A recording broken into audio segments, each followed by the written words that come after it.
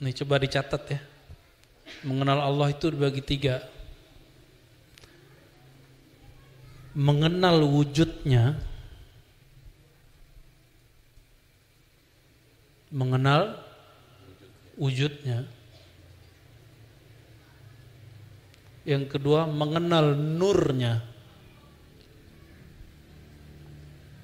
Yang ketiga, mengenal sirnya. Yang boleh dibagi, jadi semenjak 2022 habis lebaran, sebelum lebaran malah bulan puasa, resmi pengajian ma'rifat pertama dan ketiga ditutup. Disisakan yang nomor 2, ma'rifat nurnya. Ya. Jadi yang pertama saya sudah enggak buka lagi, enggak bahas lagi. Yang apalagi yang ketiga, ya, sir. Dan itu kurikulum para kekasih-kekasih Allah, kalau mereka ketemu, mereka selalu ngobrolin yang 3 itu, enggak keluar dari itu. Kita kalau seneng seseorang yang diomongin apa, Bang Dik? Cantiknya, baiknya, sifatnya, wujudnya, rahasianya, kebiasaannya. Karena kita sayang sama orang itu. Kalau kita cinta kepada Allah, maka orang yang cinta kepada Allah itu yang dibicarain ya 3 itu aja tuh. Wujudnya, wujud itu kaitannya dengan zat. Nur itu kaitannya dengan sifat-sifat. Dan yang terakhir itu ma'rifat, gabungan dari beberapa ma'rifat sir yang ada di dalam ruh kita. Dia punya suatu library yang disebut sir. Sir itu punya, kalau di library, di perpustakaan ada rak-rak gitu ya. Ini rak ma'rifatul zat, ma'rifatul sifat apa. Jadi obrolannya itu semua. Namun karena pandemi sudah berakhir, ilmu itu ditutup dulu sementara. Ya. Karena setiap kali saya mau bicara itu juga nggak bisa bicara, tiba-tiba kali aja kemana gitu. Jadi hati itu nggak mau, dia nggak ridho. Nah, yang diizinkan nomor 2, karena nomor 2 itu An-Nur, itu sudah ada sebagian pembahasannya di ilmu akidah dan mendalam di kalangan ahli tasawuf yang kitab-kitabnya sudah berkembang. Salah satunya kitab Ibnu Athaillah, ya.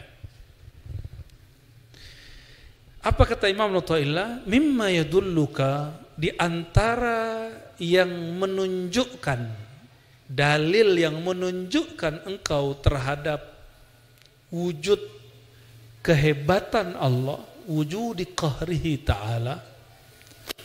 Jadi betapa hebatnya Allah, gitu maksudnya.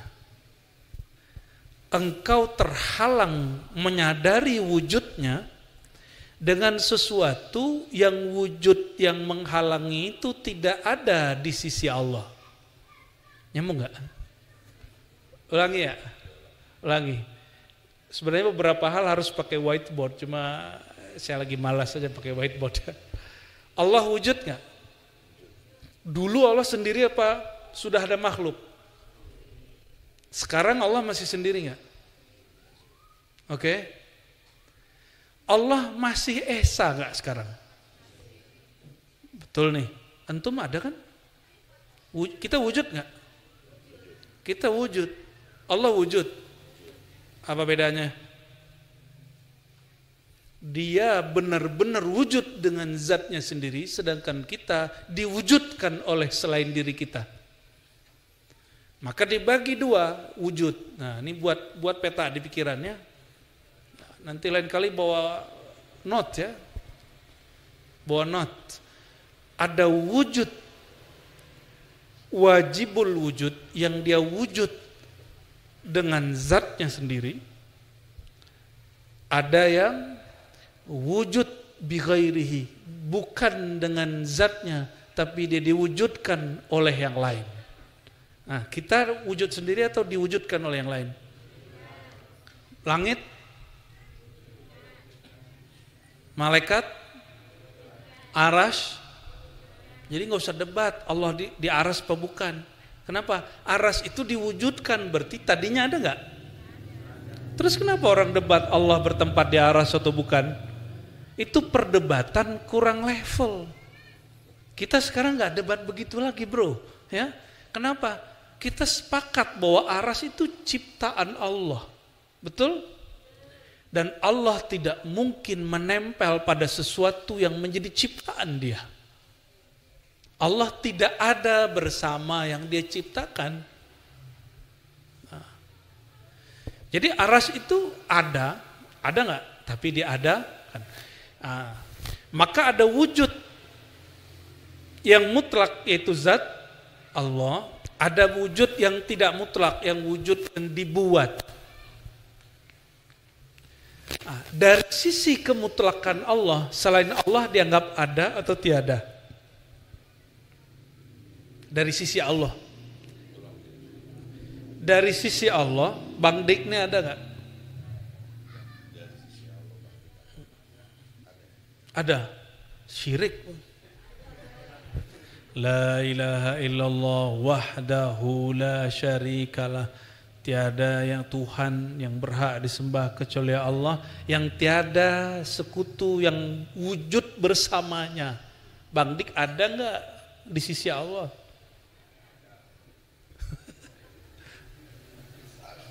Salah. Gimana? Ini ahlus sunnah loh ini bukan bid'ah ini. Bukan wahdatul wujud nih, bukan. Kita nggak lagi wahdatul wujud. Bukan, ini nggak perlu pakai Ibnu Arabi yang begini-ginian. Ini ahlus sunnah ini. Dari sisi zat Allah, selain Allah dianggap tidak ada. Tapi dari sisi kita ada, Allah bisa bedain nggak? Tauhid kita sekarang baru tauhid versi diri kita, belum tauhid menurut Allah. Nah, aliran-aliran seperti Ibnu Arabi, Al-Hallaj, Syekh Siti Jenar menentang itu. Cuma mereka mungkin ada kalimat yang kurang pas. Akhirnya dibid'ahkan sebagian ulama, padahal mereka bukan ahli bid'ah. Ya. Saya sedih sekali ketika ada beberapa ulama baik di Indonesia ataupun jiran mengatakan Ibnu Arabi itu Syiah. Ada lagi yang memfatwakan Ibnu Arabi itu sesat. Itu saya sedih sekali. Kenapa? Ulama kok jahil? Ulama kan artinya orang berilmu. Paham gak maksudnya? Ulama orang berilmu gak? Kalau dia berilmu banyak baca kitab. Kalau dia punya baca kitab berilmu, dia punya sanad. Indonesia ulamanya banyak ngaji ke Timur Tengah. Di Mekah itu ada namanya Sayyid Muhammad Alawi Al-Maliki. Sering dengar? Ya, yang di Rusaifah. Sayyid Maliki ini, Sayyid Muhammad Al-Maliki, kalau nulis silsilah Sunan At-Tirmizi, kitab hadis keempat dalam kajian Ahlus Sunnah, itu silsilah sanadnya melalui Imam Ibnu Arabi. Gimana? Sesat nggak Said Muhammad Alawi? Dan yang saya sedih, kok ada sebagian orang yang ngaku murid Said Muhammad Alawi menyesatkan Imam Ibnu Arabi. Itu udah jahilun murakkabun itu, udah jahil, udah nggak ngerti dia dirinya jahil. Dia harus insaf itu. Kenapa? Sama saja dia mengatakan guru dia sesat karena bersanad kepada imam yang sesat. Jangan sampai ada begitu di kita, ya. Menganggap seorang tokoh sesat padahal silsilah ilmunya dari situ. Di Indonesia ada namanya Syekh Ihsan Jampes Kediri. Pernah dengar? Ihsan Jampes, baru dengar? Baru dengar. Mu'alaf juga dirimu nih. Syekh Ihsan Jampes ini itu gurunya Syekh Yasin Al-Fadani di Mekah. Itulah yang membawa silsilah Imam Ibn Arabi ke tanah Jawa, ke Nusantara ini. Maka jika disebut ahli sunnah, salah satunya lewat jalur beliau. Ya, jadi teman-teman, Kadang-kadang orang memfatwakan sesuatu yang tidak paham, berjamaah lagi ya. Nah, ini harus sudah revisi. Fatwa itu tidak suci, jika salah harus kita tentang.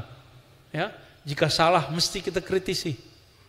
Siap nggak mengkritisi fatwa yang salah? Harus ya. Nanti kita tunjukin ada fatwa aneh-aneh itu. Dari zaman ke zaman loh. Ya. Baik teman, balik ke sini.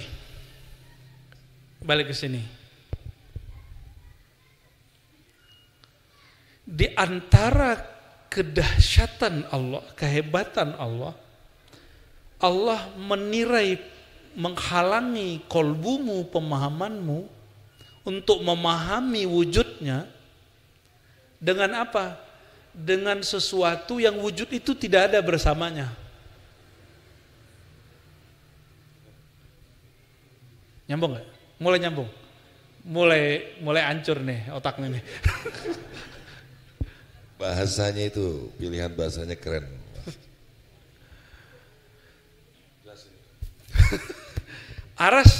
Aras itu makhluk. Kursiul wasi'u kursiyuhus samawati wal ard. Maha luas kursi Allah. Langit makhluk. Oke, surga makhluk. Neraka baru kenceng nih makhluknya. Surga ingatnya kawin ya. Itu semua makhluk dan orang terhalang untuk menembus kesadarannya bertuhan karena si makhluk-makhluk itu. Maka di kalangan ulama kita ada dua aliran, ada ahli kalam, ahli akidah, ada ahli ma'rifat. Kalau ahli kalam membuktikan wujud Allah dengan alam. Dengan adanya, apa buktinya ada Allah? Alam ini ada, pasti ada yang mencipta.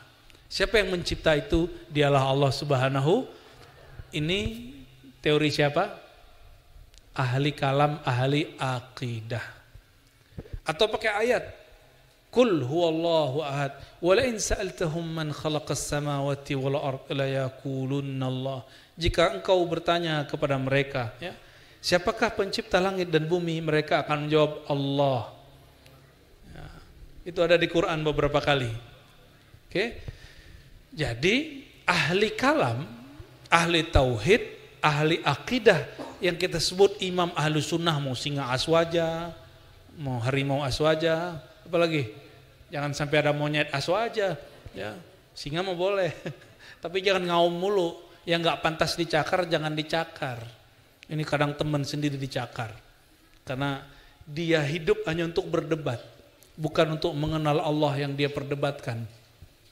Nah, ada kelompok kedua, ini Ibnu Taimiyah sendiri yang mengatakan, orang yang mengenal Allah tidak perlu dengan wujud alam, yang alam ini tidak ada bersama Allah. Aras alam, langit alam, gunung alam, matahari alam. Kalau kelompok pertama tadi, gimana cara membuktikan wujud Allah? Lihatlah langit, bumi, matahari, semuanya ada karena diadakan Allah. Ini ilmuwan ahli kalam. Kalau ahlu sunnah yang ahli ma'rifat gimana ngomongnya? Kata Ibnu Taimiyah, kenapa engkau membuktikan wujud Allah dengan sesuatu yang tidak ada wujudnya bersama Allah?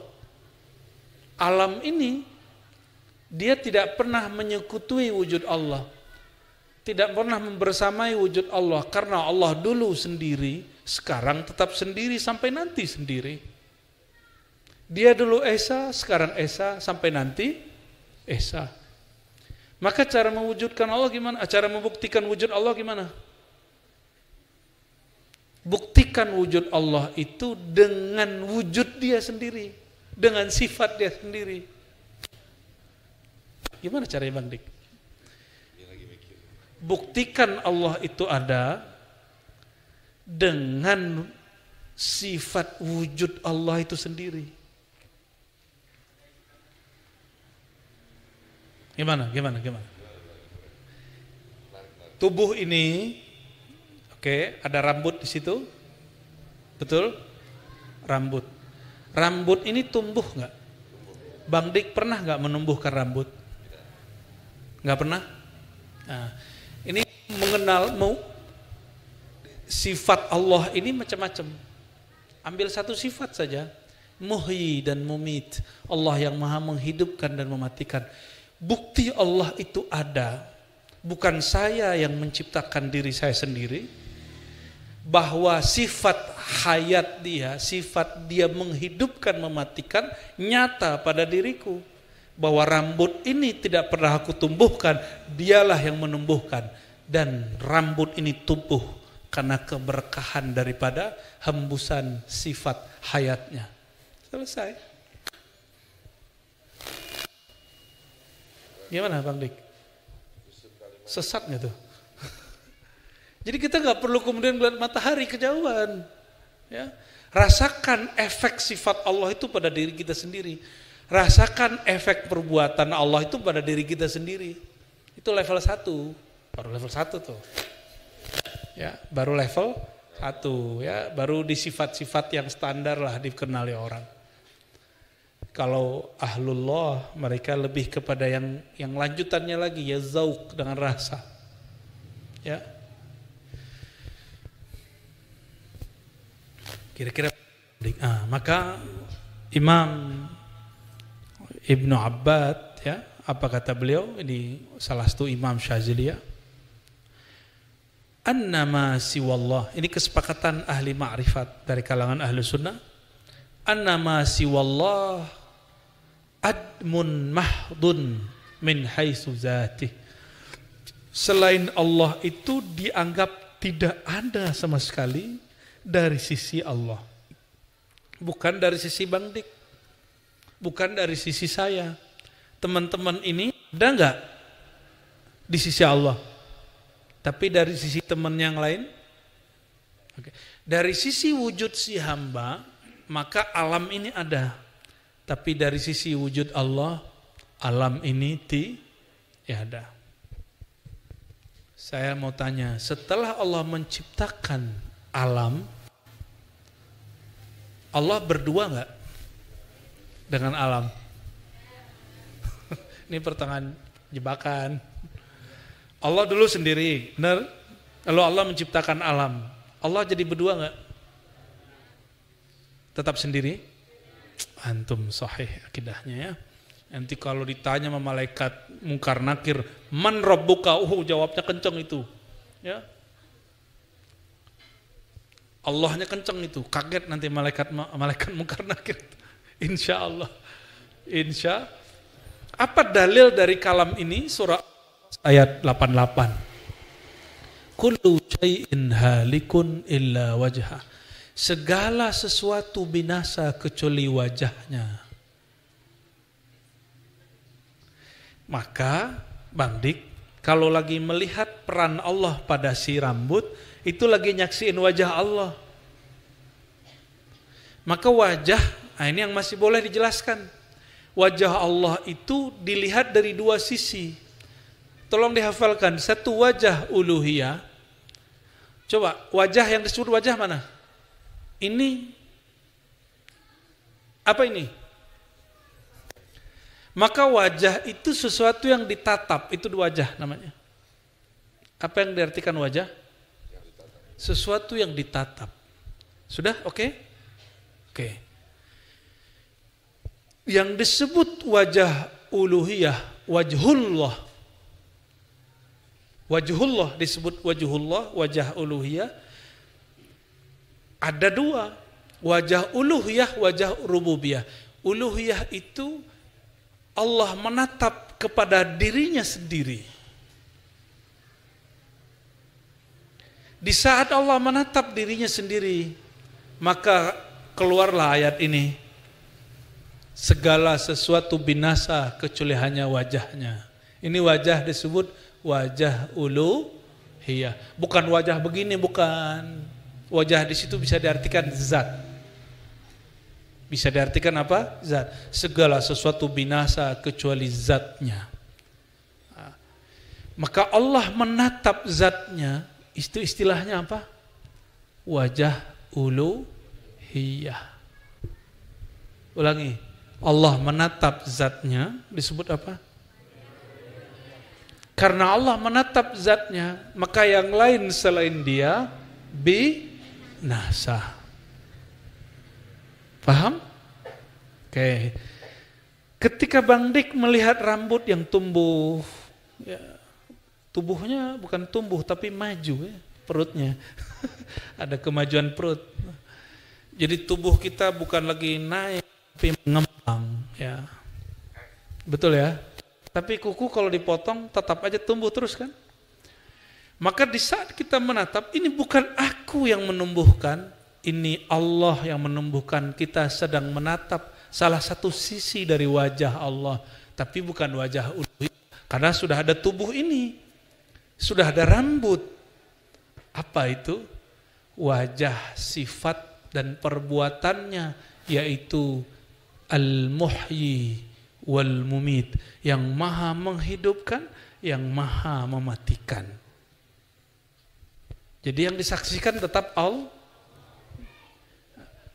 Ahli kalam memandang tubuh, dia terhijab oleh tubuh ini. Tapi ahli marifat lihat tubuh, bukan tubuh yang terlihat, perbuatan Allah yang terlihat, sifat Allah yang terlihat. Yang dipandang sama, tapi cara pandang berbeda. Sama-sama ngeliatin Bang Dik. Kalau saya ngeliatin Bang Dik kayak abangku. Tapi kalau mas-mas ngeliat Bang Dik apa? Apa artis gitu ya? Orang gendut gitu ya? Kalau mbak-mbak apa nih? Aku rela yang jadi yang ketiga, yang keempat gitu ya. Mohon maaf, canda. Allahumma salli ala Muhammad wa ala alihi wasallam. Enggak berat toh pengajian malam ini? Berat. Ini yang masih boleh di sharing. Yang boleh ini kita ulang terus biar rohani kita bahagia. Ya. Ciri-ciri cinta kepada Allah, duduk ngapain? Ngomongin Allah. Ya. Ngomongin Allah, nggak ngomongin apa-apa. Ya sesekali ngomongin yang lain. Ahlullah itu kemana aja dia duduk dia ngomongin Allah. Ya. Atau ngomongin kekasih Allah, ngomongin pewaris ilmu kekasih Allah. Maka doakan nanti teman-teman ribat sebagian ya besok perjalanan 100 hari ayahanda saya dan sekaligus ziarah ke silsilah Thariqat Naqsyabandiyah di Sumatera ya, Sumatera Barat khususnya. Doakan kami lancar-lancar aja. Amin. Karena di sana sini tentu ada saja kendala pastinya. Karena orang-orang Sumatera Barat khususnya belum terbiasa dengan tradisi ziarah. Gak kayak orang Jawa, orang Banten, orang Sunda itu dengan ziarah itu udah biasa. Seneng kalau mbahnya, gurunya diziarahi. Kalau ini malah enggak, kita ziarahin malah dihalangin kadang sama anaknya, keturunannya. Itu kita juga bingung. Loh kita mau menziarahi ulama kita yang merupakan kakek dia, ya mungkin atuk dia, tapi dia malah kemudian menghalang. Kita juga heran ya. Tapi enggak ada masalah. Ya. Enggak ada masalah bagi saya, ini bagian dari perjuangan. Ya, doain teman-teman kita besok lancar semua, amin ya rabbal alamin. Nah, jadi kalau kekasih Allah apa yang dia ceritakan? Menceritakan Allah. Kalau kekasih duit yang diceritain duit, gimana cari duit. Kalau kekasih manusia yang diceritakan, ya si manusia itu. Begitulah terus. Ahlullah, kekasih-kekasih Allah, dia melihat manusia, lihat duit itu bukan si manusia dan si duitnya. Kalau ahlullah melihat duit, yang dilihat adalah sifat Allah maha memberi rezeki dan membuat kekaya. Jadi mereka kalau sudah begitu boleh kaya. Kalau enggak boleh kaya dulu, zuhud dulu. Ya, baik. Saya tanya lagi sebelum kita pindah bab. Allah dulu sendiri? Setelah menciptakan alam, Allah menjadi sendiri atau menjadi dua? Betul nih? Serius nih? Ya, benar. Ya, maka hubungan kita dengan Allah itu ada dua. Ini yang kita ulang, mungkin saya ngulangnya udah puluhan kali. Surat Shad ayat 27, surat Shad 72 ya. Surah Al-Hijr ayat 27 ya. Bahwa Allah itu hubungannya dengan kita dua. Aku menciptakan manusia dari tanah, lalu setelah sempurna si tanah itu wadahnya, aku hembuskan rohku, yaitu Ruhullah Ahmad. Maka untuk mendekat kepada Allah ada dua jalur, satu penciptaan, satu hembusan. Penciptaan itu jalurnya menjalankan syariat. Sedangkan hembusan Allah, hembusan Ruhullah itu dengan makrifat. Gitu ya. Emang malam ini agak sedikit berat ini. Jadi kita kalau ke Allah gimana cara hubungannya? Satu, hubungan hamba yang dicipta dengan pencipta, hubungannya menjalankan apa? Syariat. Tapi jangan berhenti di situ. Berhenti di situ ibadah terasa beban. Cuma kalau antum nggak mau naik ke yang kedua nggak apa-apa, kita nggak maksa juga. Tapi jangan ingkari ilmu ma'rifat, cukup uskut, tadri. Kalau nggak paham diam, jangan ingkar supaya tidak diharamkan Allah mendapatkan rahasia ini. Gitu. Yang kedua, ma'rifat. Jadi yang pertama bersyariat, yang kedua ma'rifat. Oleh karena itu hamba yang disebut al-insan al-kamil, dia mesti bersyariat, dia mesti berma'rifat. Kalau kurang ma'rifatnya, berarti dia menyembah, tidak tahu yang dia sembah kecuali hanya sebatas zat yang nyuruh-nyuruh, yang ngancam dengan neraka, yang ngasih iming-iming dengan surga. Itu hubungan penciptaan. Jadi kalau nyembah Allah itu hubungannya cuma hubungan penciptaan, ibadah antum nanti jadi hambar. Tapi kalau menyembah Allah dengan ma'rifat, muncullah cinta. Muncullah rasa cinta. Itu bedanya ya. Nah, kita dua paket ma'rifat ini kita ajarkan. Dua paket jalan ini, jalan yang pertama, jalan yang kedua, dua-duanya diribat insya Allah diajarkan. Kita enggak satu-satu ya. Insya Allah. Ada sebuah hadis di Sahih Bukhari. Nabi mendendangkan syair yang didendangkan orang. Ini Nabi ini suka juga dengan syair. Ada seorang penyair namanya Labid. Nabi lagi kerja bakti, Bang Dik. Nabi ini suka kerja bakti. Lagi kerja bakti Nabi mendendangkan ya. Asdaqu kalimatin qalaha syair ala kullu ma khalallahu batil. Apa kata Nabi? Ya kalau didendangkan kira-kira terjemahannya, seindah-indah kalimat yang dinyanyikan, didendangkan oleh seorang penyair seniman adalah segala sesuatu selain Allah tiada.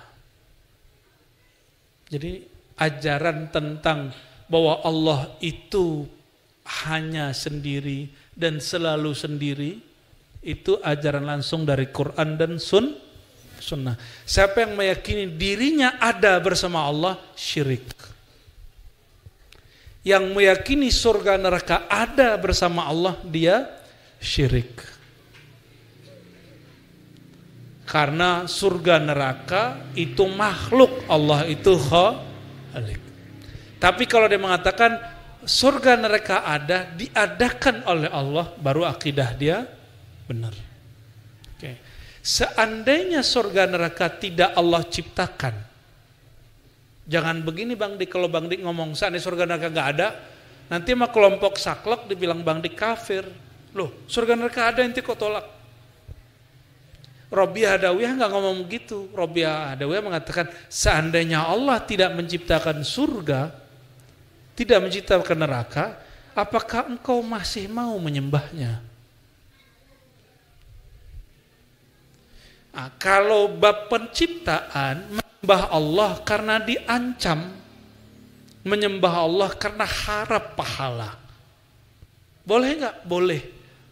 Tapi itu baru tauhid khalqiyah, tauhid penciptaan, atau tauhid rububiyah.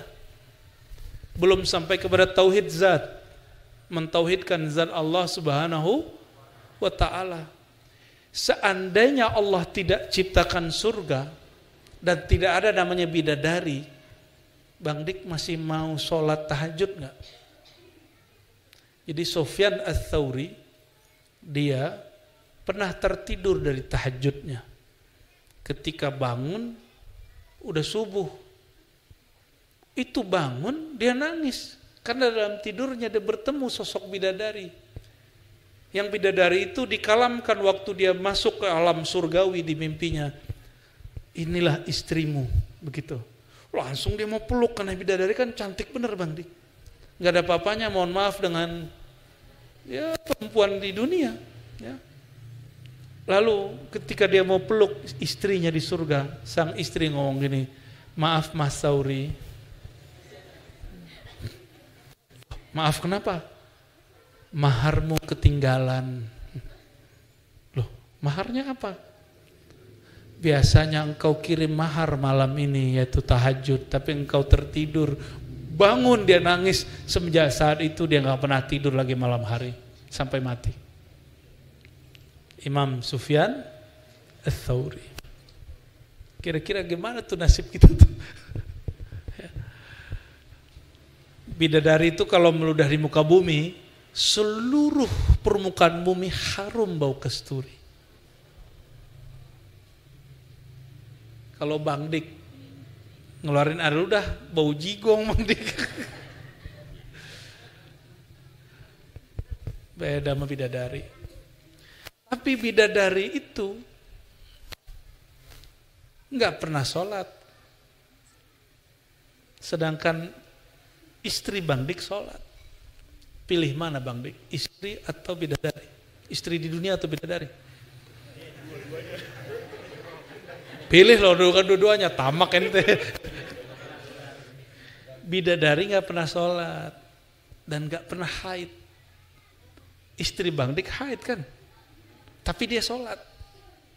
Gimana tuh? Pilih mana? Pilih salah satu. Ini disiarin gak nih? Jawab dong. Ya kan untuk menemukan bidadari yang cantiknya, tidak terbasuh air wudhu itu, bagaimana sikapku di dunia ini menyintai istriku dengan baik-baiknya gitu. Alhamdulillah. Semoga didengar istrinya ya. Kan salah lagi. Salah pula. Taib. Jadi teman-teman semua gak usah terlalu nafsu dengan surga. Masuk surga itu nggak pakai nafsu, tapi pakai rahmat Allah. Benar toh dalilnya sahih nggak nih? Kamu nggak masuk surga dengan amalmu, karena kamu pasti nafsu dengan amalmu. Ya. Masuk surga itu dengan rahmat Allah. Rahmat Allah itu jeroannya Nabi Muhammad SAW. Batinnya Nabi Muhammad itu rahmatullah. Benar nggak? Jadi ketika beliau mengatakan tidaklah kamu masuk surga kecuali dengan rahmat Allah. Lalu orang bertanya, engkau begitu juga wahai baginda? Kata beliau, iya, kecuali Allah meleburkan aku dalam rahmatnya. Ini yang nanya belum aware juga ini. Padahal maksudnya, akulah sang rahmat itu. Jadi kalau diterjemah gimana? Tidaklah kamu masuk surga dengan amalmu. Kamu masuk surga semuanya dengan syafaatku. Karena nabi-nabi terdahulu nggak boleh memasukkan umatnya masuk surga kalau Nabi nggak izin. Hatta Nabi Adam nggak boleh masuk surga lagi kalau Nabi Muhammad SAW nggak izin. Itu yang disebut birahmatih. Sahabat terhijab dengan zahirnya tubuh Nabi Sayyidina Muhammad bin Abdullah. Padahal beliaulah yang disebut di Quran, wa ma arsalnaka illa rahmatan lil alamin. Kami tidak utus engkau kecuali engkau hakikatnya adalah rahmat. Maka hakikatur Rasul sallallahu alaihi wasallam rahmatullah. Tidak perlu mendirikan khilafah karena Nabi tidak pernah mendirikan khilafah. Ya. Jadi Kalau ada yang mengatakan Nabi Muhammad SAW tidak pernah mewujudkan, tidak mampu mewujudkan rahmat kecuali dengan khilafah, itu kesesatan akidah. Kesesatan akidah. Kenapa? Nabi belum lahir sebagai Muhammad bin Abdullah sudah rahmat. Dan Nabi secara ilmu sejarah tidak pernah buat khilafah. Yang buat khilafah para sahabat. Karena khilafah artinya kekuasaan penerus pengganti kekuasaan Nabi Muhammad sallallahu alaihi wasallam yang berdasarkan syariat. Nabi Muhammad sumber syariat, maka nabi yang dibuat negara kenabian, bukan negara khilafah. Khilafah sahabat yang buat. Jadi tolong diluruskan ya, sang rahmat itu adalah baginda Nabi Muhammad sallallahu alaihi wasallam. Ini penting sekali teman-teman ya. Beliau mengatakan kuntu awwalan nabiyyin fil khalq. Akulah nabi pertama di kalangan makhluk. Maka dalam ajaran Ahlus Sunnah yang diyakini oleh para ahli ma'rifat, makhluk pertama itu Sayyidina Muhammad sallallahu alaihi wasallam, nurnya. Nur itulah isinya rahmat. Nur itu isinya rahmat. Maka orang yang mendapatkan percikan rahmatnya Sayyidina Muhammad SAW, pasti dia punya adab membicarakan Nabi Muhammad SAW. Dan betapa banyak hari ini orang membicarakan beliau tidak beradab ya. Nauzubillah min dzalik. Saya mau tanya Bang Dik, dari sisi Allah, selain Allah tiada, tapi dari sisi makhluk, ada wujud makhluk, ada wujud Allah. Oke. Lalu ada ayat la tudrikuhul absar, surah Al-An'am. Dia tidak dapat dicapai oleh pandangan, benar? Tapi dia meliputi semua pandangan. Terus gimana dengan Nabi Muhammad SAW di malam Mi'raj? Katanya memandang Allah.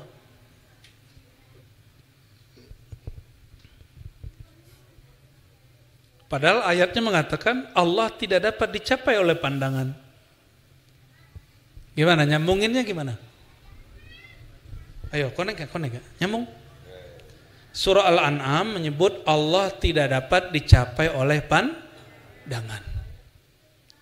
Tapi di hadis Isra Mi'raj, malam Mi'raj, Nabi SAW, kata Ibnu Abbas, riwayat Imam Muslim, melihat Allah. Nanti kita di surga juga akan melihat Allah. Akidah Syiah yang cenderung ke Mu'tazilah, dan Mu'tazilah semua dan Qadariyah mengatakan mau dulu Nabi Muhammad SAW ataupun nanti di surga itu selama-lamanya tidak dapat melihat Allah. Itu akidah mereka. Sedangkan akidah Ahlus Sunnah, Allah itu ada atau bukan? Kullu mawjudin sahha ayyura. Ini kalam Imam Asy'ari. Segala yang wujud bisa dapat dilihat, tapi bukan oleh mata pandangan-pandangan ini. Jadi ketika ini sahabat Nabi beda pendapat loh Bapak Ibu ya. Saudara-saudaraku, jangankan kita, antara Sayyidah Aisyah dengan Ibnu Abbas beda pandangan. Kata Sayyidah Aisyah hanya melihat cahaya. Kata Ibnu Abbas enggak, melihat Allah. Nah, gimana caranya untuk mengatasi itu? Ternyata ada satu hadis qudsi di Sahih Bukhari. Hadis Sahih Bukhari. Ya, ini salah satu hadis yang menjadi pilar dalam ilmu ma'rifatullah. Apa itu? Allah berkalam, ya, la yazalu abdi yataqarrabu ilayya bin nawafil. Hambaku senantiasalah mendekatkan diri kepadaku dengan amal-amal tambahan, ma'rifat tambahan. Hatta uhibbahu, sehingga aku cinta kepadanya. Fa idza ahbabtuhu, jika aku telah mencintainya, aku gantilah pendengaran dia menjadi pendengaranku, pandangan dia menjadi pandanganku. Ya. Waduh, baca hadis kursi ada lampu yang jatuh.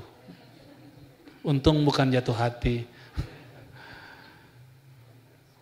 Coba ulangi hadisnya. Apabila aku mencintai sang hamba, aku ubah pendengarannya menjadi pendengaranku.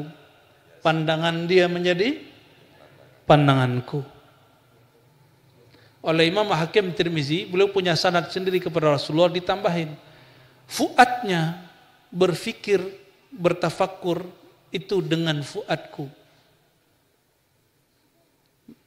Kalamnya berkalam dengan kalamku.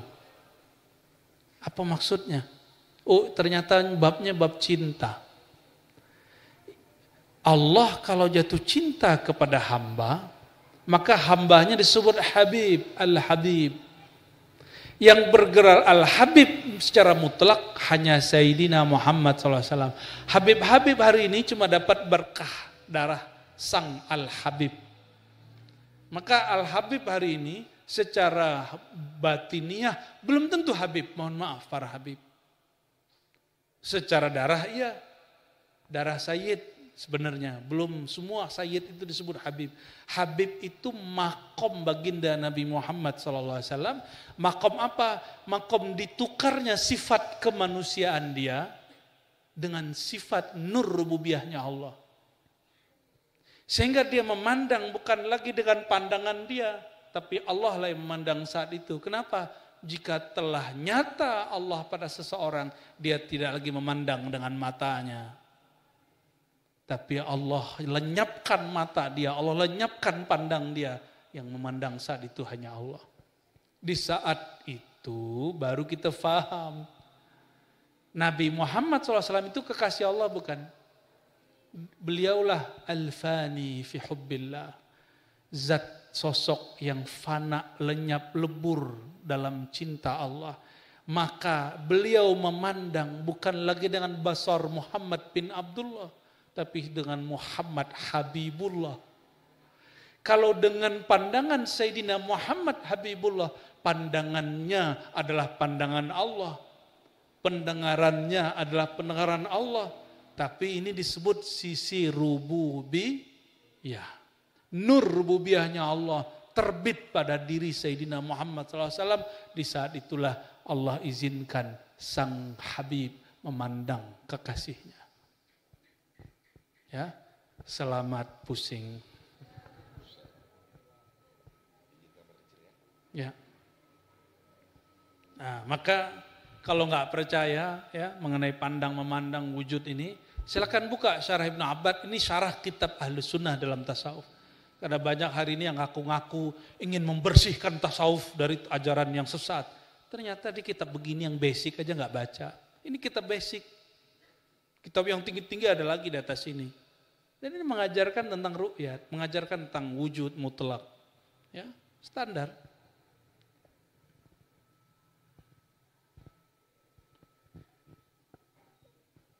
Imam Syazili, kakek guru dari Ibnu Athaillah, pernah mengisahkan tentang dirinya dileburkan ke dalam nur sang Habibullah. Jadi yang boleh memandang Allah kan cuma kekasih, yaitu Sayyidina Muhammad SAW. Maka at-tariq al-wahid fi ru'yatillah al-fana fi hubbi habibillah. Jadi satu-satunya jalan untuk memandang Allah, mengenal Allah hanyalah lebur dalam mencintai sang kekasih Allah. Maka nanti kita dipinjamkan basornya, dipinjamkan samanya. Baru diizinkan memandang. Sayyidina Abul Hasan Syazili, karena manhaj tasawufnya Ahlus Sunnah, termasuk Jatman, Jami'ah, Thariqah, Mutabarah, katanya ikut Imam Syazili. Imam Syazili mengatakan apa? Aku pernah dianugerahi ru'yatullah. Ngeli gitu. Ada di sini dengan lafaz yang lebih vulgar lagi ya. Kalau di kitab At-Tanbih Syarah Hikam Thailah ada di halaman 220. Ya. Qawiyya alaih syuhud marrah. Penyaksian terhadap Allah begitu kuat rasanya pada diriku. Lalu aku bermohon fasa'altuhu ayastura dzalika anni. Lalu aku bermohon, ya Allah, tutuplah musyahadah memandang ini daripada engkau. Enggak usah. Faqila li, tapi tiba ada yang membisikkan, kalau engkau meminta kalamnya Musa, ruhnya Isa, pilihannya Sayyidina Muhammad, itu baru bermasalah. Tapi mintalah ayyukawiyaka, untuk menguatkan engkau dalam cinta kepadanya. Baru sanggup menyemandang Allah Subhanahu wa ta'ala. Maka saya boleh buat satu kaedah, ya, kesiapanmu, ya, ista'daduka li ru'yatihi, kesiapanmu untuk memandangnya bergantung kepada isti'daduka li mahabbati habibihi atau li hubbi habibihi. Sejauh mana engkau mencintainya, sejauh itulah hakmu memandang Allah. Jadi nanti di akhirat kan ada salah satu surga memandang. Surga itu ada surga syahwat, kawin sama 72 bidadari. Mau gak? Jomblo-jomblo? Mau ente? Satu aja belum ya. Kuat gak tuh 70 ntar? Ini 70 loh, belum lagi dayang-dayangnya itu. Itu 72 itu ratu semua. Ya. Tapi Allah yang menciptakan bidadari itu lebih indah. Maka ketika ahli surga sudah jenuh dengan nikmat surga, mereka bertanya, siapakah yang punya surga ini? Maka diizinkanlah sebagian mereka yang sudah bermakrifat waktu di dunia untuk bertemu Allah waktu petang dan sore, petang dan pagi. Diizinkan. Di saat mereka memandang, nah itu syaratnya tadi, itu memandangnya bersama baginda Nabi Muhammad, mesti lebur dulu dia ada makrifat Nabi Muhammad SAW. Oleh karena itu teman-teman, kullu haqiqatin batil, semua ilmu hakikat batil illa haqiqah al-haqiqah al-Muhammadiyah, kecuali ilmu hakikat yang mengajarkan pintu hakikat melalui Sayyidina Muhammad sallallahu alaihi wasallam. Jadi kalau ada orang bilang enggak ada, langsung saja kepada Allah, itu ma'rifat syaitan. Itu ma'rifat syaitan. Semoga kalau ada yang sudah terlanjur begitu dia surut, dicek lagi apa yang salah di catatan dia dulu waktu ngaji ma'rifat kepada gurunya. Enggak ada Muhammad katanya, Muhammad dalam diri kita. Itu suul adab itu. Ya. Walaupun betul nur Sayyidina Muhammad mengalir dalam diri kita, tapi kita bukan Muhammad. Sang Muhammad secara fisik Allah wafatkan beberapa abad lalu. Ya, secara nur tidak berhenti, tapi kita bukan Muhammad. Sang Muhammad kekasih Allah, kita belum pantas menjadi kekasih Allah. Ya. Nah, maka harus beradab kepada beliau, ya, Sayyidina Muhammad sallallahu alaihi wasallam. Maka kita mengusahakan setiap kali menyebut nama beliau kita sebut Sayyidina, Maulana, ya. Kalau orang belajar ma'rifat setan enggak, bukan Muhammad yang di Madinah itu, gitu maksudnya. Pakai ayat lagi, laqad ja'akum rasulun min anfusikum, surat Taubah. Sungguh telah datang kepada kamu rasul dari dalam diri kamu. Jadi ada rasul dalam dirimu, bro. Kata siapa? Ini hati-hati, ini ma'rifatnya bisa melenceng nih. Ya. Kita tidak mengatakan orang ini sesat mutlak, tapi hati-hati, ini penafsiran berbahaya. Ini penafsiran berbahaya. Baik teman-teman semua. Oke. الذي هدانا لهذا وما كنا لنهتدي لولا أن هدانا الله أشهد أن لا إله إلا الله أشهد أن محمدا عبده ورسوله اللهم صل وسلم وبارك على سيدنا محمد وعلى آله وأهل بيته وذريته والمهد خليفته وسلم اللهم بك أسبحنا وبك أمسينا وبك نحيا وبك نموت وإليك النشور بسم الله الذي لا يضر مع اسمه شيء في الأرض ولا في السماء والسميع العليم بسم الله الذي لا يضر مع اسمه شيء في الأرض ولا في السماء والسميع العليم Bismillahilladzi la yadurru ma'a ismihi syai'un fil ardi wala fis sama' wa huwas samiul alim. Wa nas'aluka khaira hadzal yawm wa khaira ma fihi wa khaira ba'dah. Wa na'udzubika min syarri hadzal yawm wa syarri ma fihi wa syarri ba'dah. Amin ya rabbal alamin. Sallallahu ala sayyidina Muhammad. Baik jemaah subuh yang diberkahi Allah, insyaallah kita akan membahas fawaidudz dzikri ijmalan. Faedah-faedah daripada zikir secara umum. Di kitab ini disebutkan sekitar 42 faedah zikir. Sebenarnya sebelum beliau sudah ada imam salafi tapi sufi. Namanya Ibnu Qayyim Al-Jauziyah. Nulis kitab Al-Wabilus Shayyib, menyebutkan lebih dari 40 faedah zikir. Yang ini versi Syekh Abdul Qadir Isa. Maka untuk beliau, mari kita kirimkan surah Al-Fatihah.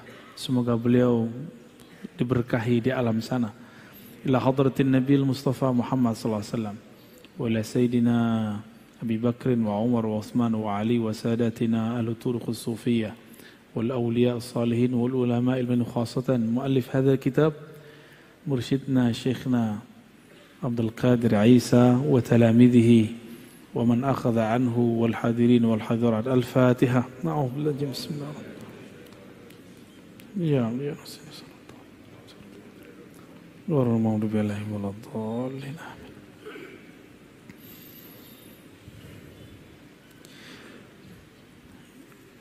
Ini nomor-nomor nanti kita jelasin ya. Faedah zikir yang pertama disebutkan dalam hadis yang sahih riwayat Imam Muslim bahwa setiap orang berzikir akan dikerubungi malaikat. Satu, diliputi rahmah. Rahmah artinya kasih sayang. Itu sebabnya ahli zikir disayangi makhluk di langit dan di bumi. Itu sebabnya ahli zikir tiba-tiba orang sayang aja sama dia. Ya. Kenapa dia disayangi? Karena pemilik langit bumi sayang dia. Semoga kita bagian dari mereka. Amin ya rabbal alamin. Tidak hanya itu, otomatis karena dia bersama pemilik alam yang membolak-balik kolbu, maka kolbunya jadi sakinah. Apa arti sakinah? Tenang. Kolbu itu artinya bergerak. Kusak-kusuk, gundah. Kata orang apa? Gundah gulana. Ente gundah gak? Jomblo. Pasti gundah deh ini tiap malam. Tidur meluk bantal kan. Tapi kalau dia zikir, ada sakinah di kolbunya. Insya Allah. Apalagi namanya viral di langit. Antum gak terkenal di bumi gak apa-apa. Yang penting terkenal di langit. Wa zakarahumullah fiman indah. Itu udah berapa tuh? Udah 4 ya. Jadi nanti bisa lebih dari 42 itu. Pertama apa? Malaikat menghubungi, hafat bihimul malaika. Jadi antum nih sadar atau tidak, kalau lagi majelis rotibul haddar, rotibul attas, istighatsah, zikir pagi sore, baca Quran, itu banyak malaikat yang menghubungi. Ya. Ama kita itu ada malaikat-malaikat khusus. Malaikat itu senang ditambah malaikat-malaikat rahmah. Maka sejauh yang saya perhatikan, gak ada ahli zikir itu yang miskin. Apa yang dia butuhkan, yang dia perlukan Allah tunaikan. Meskipun terlihat hidupnya susah, tapi hatinya tidak susah. Miskin ini kan konsep berpikir. Konsep berpikir yang tidak pernah merasa puas. Itu miskin. Ya. Antum dulu gajinya 300, puas. Kaya itu. Sekarang orang banyak gajinya 300 juta, masih korupsi. Ya. Apalagi yang kedua, orang yang sibuk berzikir, maka semua hajatnya, tadi barusan kita sebut, Allah penuhi meskipun dia tidak meminta. Kalau tadi hadis Muslim, sekarang hadis Tirmidzi. Orang yang sibuk dengan Quran, sibuk dengan zikir, Allah cemburu. Kalau di hatinya terbersit sesuatu, Allah nggak mau. Maka sebelum terbersit, Allah tunaikan apa yang akan dia butuhkan, diperlukan. Maka jadi ahli zikir itu agak ngeri juga Pak. Terbersit sesuatu datang. Tapi kalau antum zikir kayaknya belum ya. Gawat Pak kalau sudah masuk zikir dalam kolbu, Allah senang. Allah kalau udah senang, apa aja mau kita dikasih. Karena mau kita saat itu bukanlah kita yang mau, dialah yang mau.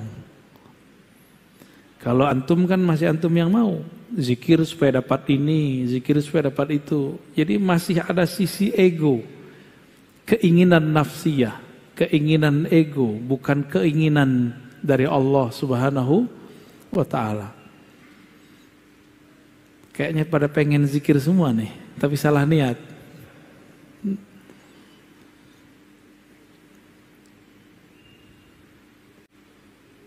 Ini banyak terjadi pada ulama-ulama terdahulu sampai hari ini. Jadi sampai hari ini tidak sedikit ahli-ahli zikir, apa yang terbersit di hatinya Allah kasih. Lalu Allah menyebut dalam hadis Imam Ahmad, Imam Baihaqi dan Ibnu Hibban dengan riwayat yang sahih bahwa ahli zikir itu disebut ahlul karam. Apa arti karam? Karam, al-karami, karim. Apa artinya? Pemurah, mulia, ya. Allah Subhanahu wa taala mengatakan, saya'lamu ahlul jam'il yawm man ahlul karam. Pada hari kiamat akan dikenal siapa yang disebut ahlul karam. Faqila wa man ahlul karami ya Rasulullah. Wahai baginda Rasul, siapakah yang disebut orang-orang yang pemurah? Nabi mengatakan ahlu majalis dzikri fil masajid. Orang-orang yang suka berzikir di masjid, masjid. Inilah dalil kita nanti ada masanya akan menghidupkan majelis zikir. Selain majelis taklim, ini kan taklim. Nanti ada masa kalau sudah muncul halnya, kita nanti zikir bersama-sama di masjid. Insya Allah ya. Karena ngaji-ngaji aja dulu ya, biar mantep dulu, jangan zikir dulu. Jadi kita berzikir dengan ilmu, bukan dengan nafsu pengen begini dan begitu. Itu maksudnya ya.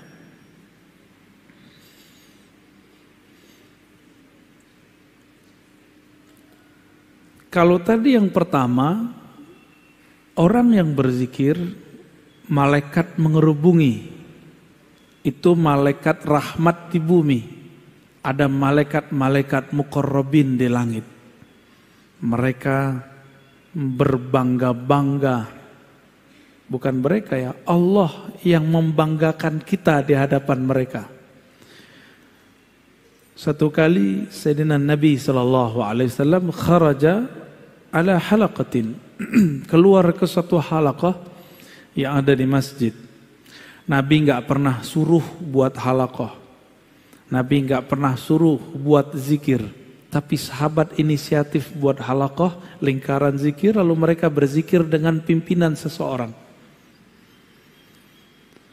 Nabi keluar, Nabi tanya, ma ajlasakum, apa yang membuat kamu duduk bermajlis berhalaqah? Lalu mereka mengatakan, jalasna nazkurullah wa nahmaduh. Kami duduk ya Rasulullah untuk berzikir dan memujinya. Berzikir dan memujinya. Faqal atani Jibril. Di riwayat Muslim, ini diulang sampai 3 kali. Allah, demi Allah, apakah untuk itu kalian zikir? Untuk itu kalian duduk, berkumpul, lalu mereka merasa ketakutan. Jadi mereka ini buat inisiatif majelis zikir di zaman Nabi. Dicecar pertanyaan 3 kali oleh Rasulullah. Perasaannya gimana itu Pak? Khawatir dituduh sesat. Lalu Nabi mengatakan, bukanlah aku ingin menyalahkan kalian, tapi aku ingin memastikan kalian ngapain. Karena di langit lagi rame. Atani Jibril. Jibril mengabarkan kepadaku, di langit lagi rame. Kenapa? Innallaha yubahi bikumul malaikata. Allah membangga-banggakan nama-nama kalian di hadapan malaikat-malaikat muqarrabin. Jadi orang-orang yang suka membuat majelis zikir, masyhur dia di langit. Maka dulu siapa? Almarhum Ustadz Arifin Ilham, almarhum Ustadz Fulan, udah banyak dari dulu. Itu namanya diharumkan. Tapi kalau sekedar nama harum, kalau nggak rajin zikir nggak harum lagi. Maka harus mengenal jalur pintas, harus kenal siapa yang dizikirkan. Seandainya Allah tidak menyebut nama kita lagi di hadapan mereka, Allah masih menyimpan sirnya dalam ilmunya. Ya. Jadi lebih tinggi ma'rifat. Zikir itu ada 2. Zikir menyebut, zikir mengingat. Nah, mengingat itu mesti ma'rifatullah, kenal Allah Subhanahu wa ta'ala. Kalau zikir menyebut rata-rata cuma cari pahala. Ya, kebanyakan begitu. Tapi berkah juga. Ya. Kurang bukti apa Pak? Ustadz Arifin itu ya. Ustadz siapa lagi yang mengajarkan zikir di Betawi? Saya dengar dulu ada Kiai Benyamin, masih aktif nggak? Itu buat majelis Hizib Bahar ya. Rame orang zikir. Habib kita buat majelis Ratibul Haddad, Ratibul Attas. Allah ramaikan. Allah yang meramaikan, bukan dia. Maka aneh jika ada ustadz, habib, kiai merasa tersaingi kalau ada muncul majelis baru, itu aneh. Ya, berarti dia nggak mengerti politik langit. Ya, nggak ngerti dia. Orang begini jahil billah. Dia cuma berzikir ingin cari makan. Zikir bukan cari makan. Zikir mau cari ridha Allah Subhanahu wa ta'ala. Muncul kelompok baru, zikir. Gak apa-apa, malah senang kita. Alhamdulillah, negeri ini tambah harum dengan zikrullah. Begitu seharusnya. Bukan malah merasa tersaingi. Kita itu marah kalau ada yang membid'ahkan. Ya, satu suara dong. Jangan kayak teman saya di seberang sana. Datang, adik kelasnya datang. Buat majelis, diperintahkan guru. Apa kata dia? Lu lapor sama gua. Urusan apa? Ya, ini wilayah gua. Siapa yang punya wilayah? Yang punya wilayah kan Allah Subhanahu. Tapi memang kalau kita ngajar di suatu tempat, ini adab. Ada guru tua di sana, kita silaturahim. Tapi seandainya enggak, kita nih orang tuanya. Kalau tadi orang mudanya, kita nih orang tua di sana. Ada anak muda baru buat majelis zikir, mereka enggak silaturahim, enggak apa-apa. Justru kita katakan, ya Allah, Engkau akhirnya meringankan beban-beban tugasku. Begitu seharusnya. Ya. Emang mimpin zikir menurut antum enak? Hah?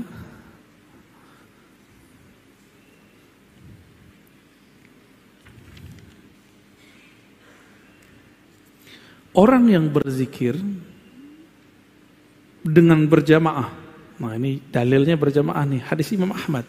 Jadi orang-orang yang membid'ahkan zikir berjamaah, saya meragukan mereka ini mengikuti sunnah, walaupun ngakunya manhaj sunnah. Gak percaya. Kenapa? Dalam hadis-hadis yang sahih, hasan minimal, itu selalu menganjurkan zikir berjamaah. Dalam hadis Anas bin Malik diriwayatkan oleh Imam Ahmad, ma min qaumin, tidaklah sekelompok orang ijtama'u. Apa arti ijtama'u? Berkumpul. Yazkurunallah, mereka mengingat Allah. Illa nadahum munadin minas sama, kecuali muncul malaikat yang memanggil dari langit. Apa kata malaikat ini? Kumu maghfuran lakum. Suara apa itu, Ustaz? Oke. Kumu maghfuran lakum. Berdirilah kalian dalam keadaan maghfura, diampuni. Qad buddilat sayyiatikum hasanat. Kesalahanmu sudah diganti dengan kebaikan-kebaikan. Dosa-dosamu dihapus, kamu dapat derajat yang tinggi. Ini hadis menunjukkan makna apa? Pertama, majelis zikir itu diridhoi oleh Allah SWT. Bukti Allah ridho, kita diberi ampunan. Jadi nggak usah khawatir lagi untuk menghidupkan majelis zikir. Mau namanya rotibul haddar, rotibul attas, rotib apa, terserah. Ya, nanti kita buat rotib al-hashimiyah. Canda ya, nggak sopan, masa saya buat rotib sendiri ya. Nanti malaikat akan berseru di langit. Malaikat ini berseru jika diperintahkan. Apa kata dia? Kumu maghfuran. Berdirilah kalian dalam keadaan diampuni. Oh, hamba kalau diampuni oleh Allah berarti Allah ridho sama dia. Kalau Allah ridho sama dia, apa aja mau dia Allah kasih. Ya. Antum maunya pasti rumah, mobil, nggak begitu. Bukan itu maksudnya. Ya. Nah, maka di sini faedah zikirnya adalah orang yang berkumpul bermajelis zikir diampuni. Dan yang kedua, diganti dosa-dosanya menjadi kebaikan-kebaikan. Kita ini kan nggak ada yang nggak berdosa. Ada di sini yang nggak dosa. Yang muka-muka ustadz nih dosanya paling banyak kali. Sama kita ya. Yang penting jangan merasa sok suci aja. Allah nggak suka. Itu yang dibaca imam kita tadi. Apa ayatnya tadi? Yuzakkuna anfusahum. Mereka itu suka sok-sok suci gitu. Ya. Itu ayat tadi yang dibaca. Itu ayat tamparan keras buat kita semua. Ya.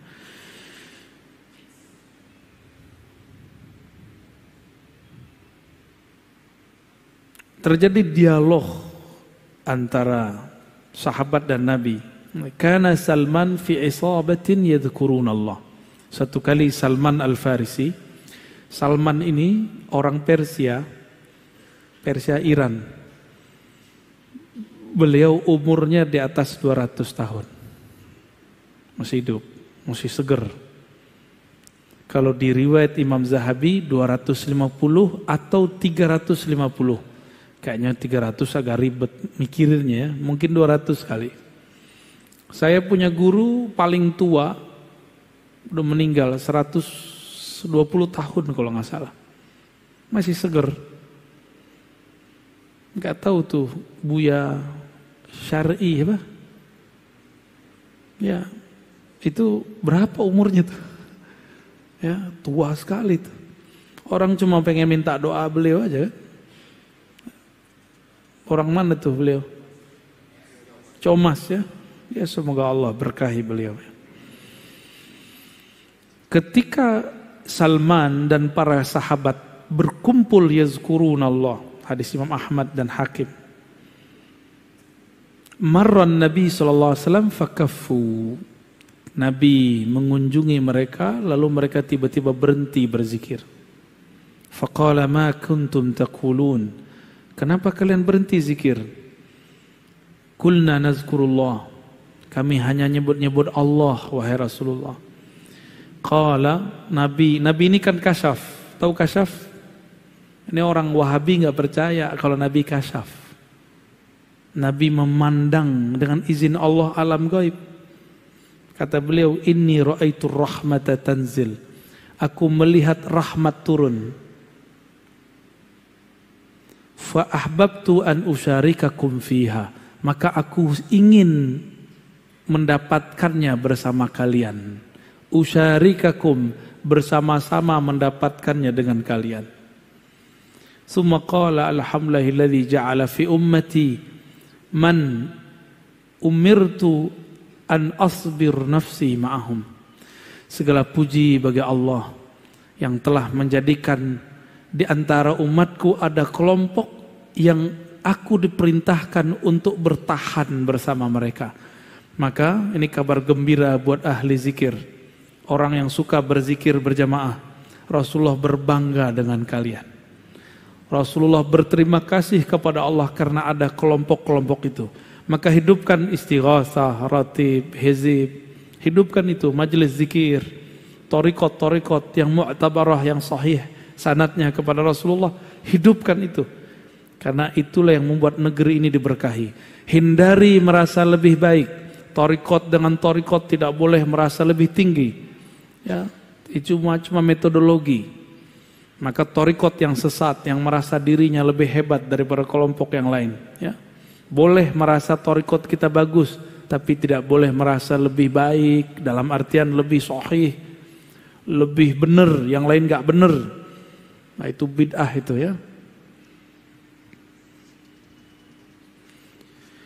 Ibnu Qayyim menyebutkan 100 macam zikir, ya, lebih. Pertama, manfaat zikir, ya. Annahu yutridu syaitan wa yuqmi'uhu wa yuksiruh. Orang kalau berzikir maka syaitan tertolak, ya. Jadi kenapa kita ini kesetanan? Karena kurang zikir. Jadi kalau antum melihat ada orang zikir terus begitu, itu bukan kesurupan. Itu namanya hal, apa namanya? Atau wujdan. Dia berteriak lagi zikir, itu bukan kesetanan. Atau antum melihat ada orang zikir keras, la ilaha illallah, itu enggak apa-apa. Itu hal yang terjadi sama dia. Cuma kalau saya senangnya sekarang zikirnya lembut. Kalau dulu masa masih muda banget, sekarang muda biasa. Dulu masih muda sekali, saya senang zikir keras. Bahkan kami seminggu itu ada 3 kali majelis zikir keras. La ilaha illallah, begitu. Kepalanya udah kemana-mana itu. Ada kawan kita yang sudah guling-guling, nangis menyebut nama Allah. Allah, Allah, itu rindu kepada Allah Subhanahu wa Ta'ala. Enggak apa-apa itu. Cuma jangan di tempat yang orang belum mengerti tentang itu. Kayak di masjid ini kan belum terbiasa. Ini kan masjidnya masjid mu'alaf juga nih. Dulunya jangankan itu, kunut aja susah di sini, ya. Imam mau kunut aja disogok dulu biar gak kunut, ya. Tanya nih sama imamnya, ya. Annahu yurdir rahmana azza wa jal. Orang kalau zikir Allah ridha. Ada yang lebih tinggi dari ridha Allah. Antum kalau sudah diridhai Allah, mau ke langit ke-7 boleh, mau masuk surga boleh, tapi mati dulu. Yang ketiga, ayuzilal hamma wal ghamma anil qalb. Kenapa ada orang gundah gulana? Karena zikir tidak masuk menjadi benteng dirinya. Maka syaitan itu kan mengalir di seluruh darah. Bisa setan. Cuma syaitan tidak sanggup masuk ke jantung. Namun karena darah sudah kotor, itu darah yang masuk bekas dia. Itulah yang membuat kolbu kita gundah. Jadi zikir rutin, zikir itu gak usah banyak-banyak. Zikirnya yang rutin, pagi, sore, ba'da sholat. Dirutinkan terus begitu. Nanti akan muncul cahaya, berlapis cahaya, begitulah terus. Lama-lama dia kuat. Jangan langsung sekali hantam 70.000.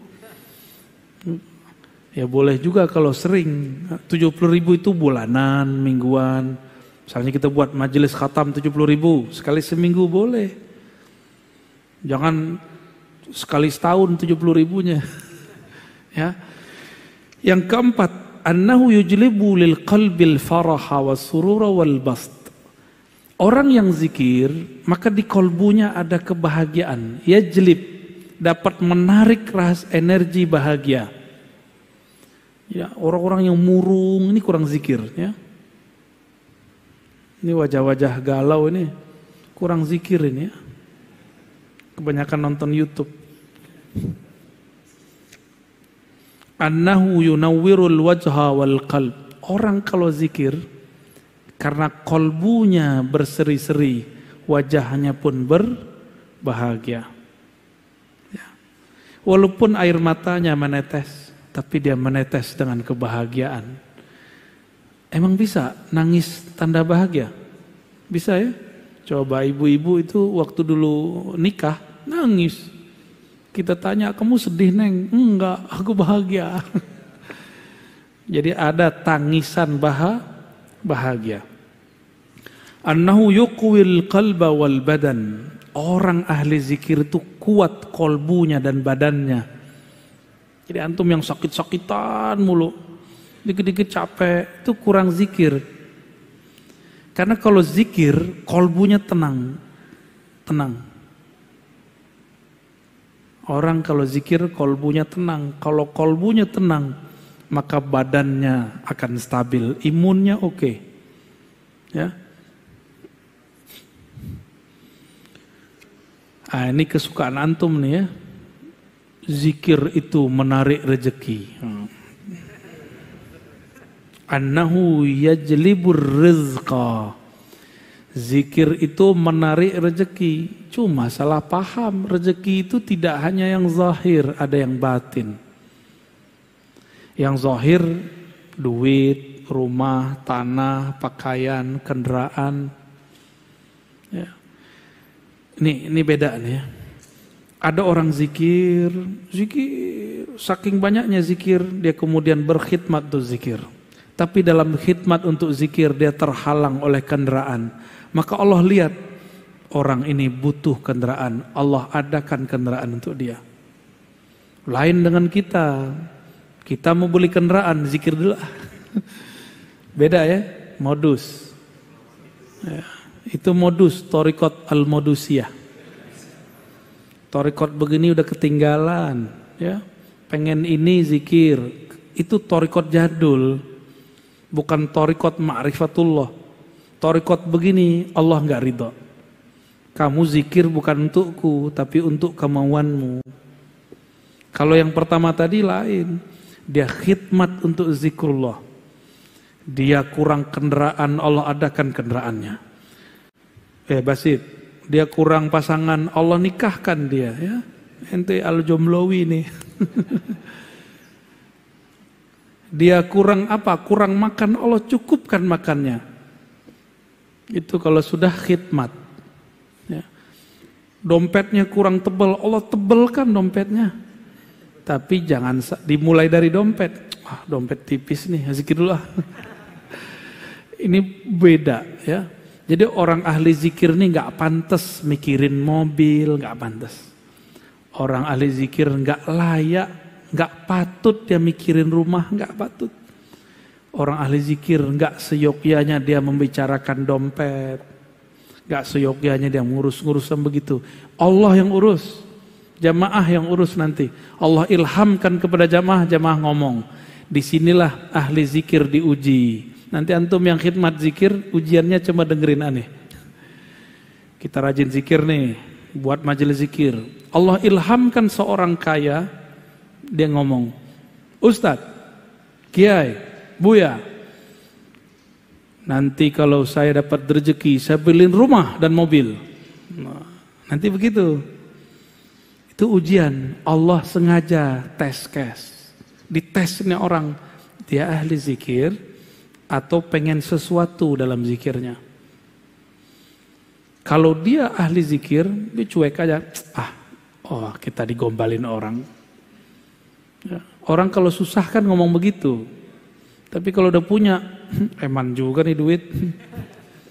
Masa dibagi-bagi sama orang, dia kan kerja ngapa-ngapain. Yang kerja aku, si ustadz cuma doa-doa doang.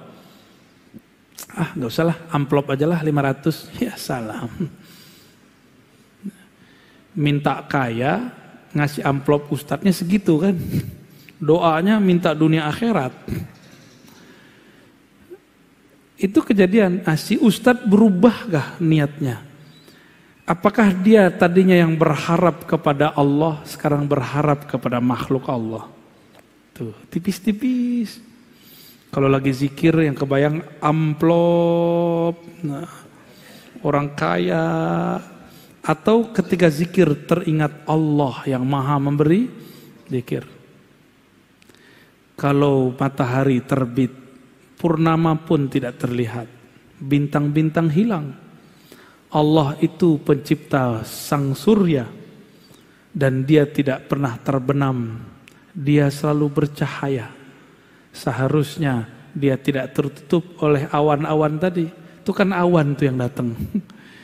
Pak Kiai, doain saya 6 bulan lagi beli rumah. Oh banyak teman saya yang kemudian diprank, merasa diprank oleh orang kaya. Enggak boleh. Itu bukan dia yang ngomong. Ya. Jadi antum kalau ngalamin itu bukan dia yang ngomong, dia lagi dipinjam lisannya oleh Allah. Bahwa sang ustadz jika dia istiqomah, Allah akan cukupkan keinginannya, kebutuhannya, bukan keinginan. Ahli zikir itu sudah nggak ada keinginan. Dia butuh apa Allah kasih. Butuh apa Allah kasih. Kan kebutuhannya ahli zikir ini macam-macam. Datang sendiri aja, ya nggak dibuat-buat itu. Ente lagi butuh apa Basit? Butuh pasangan hidup ya? Niatnya benerin ya. Annahu yaksu dzakiral mahabata wal halawata wan nudrah.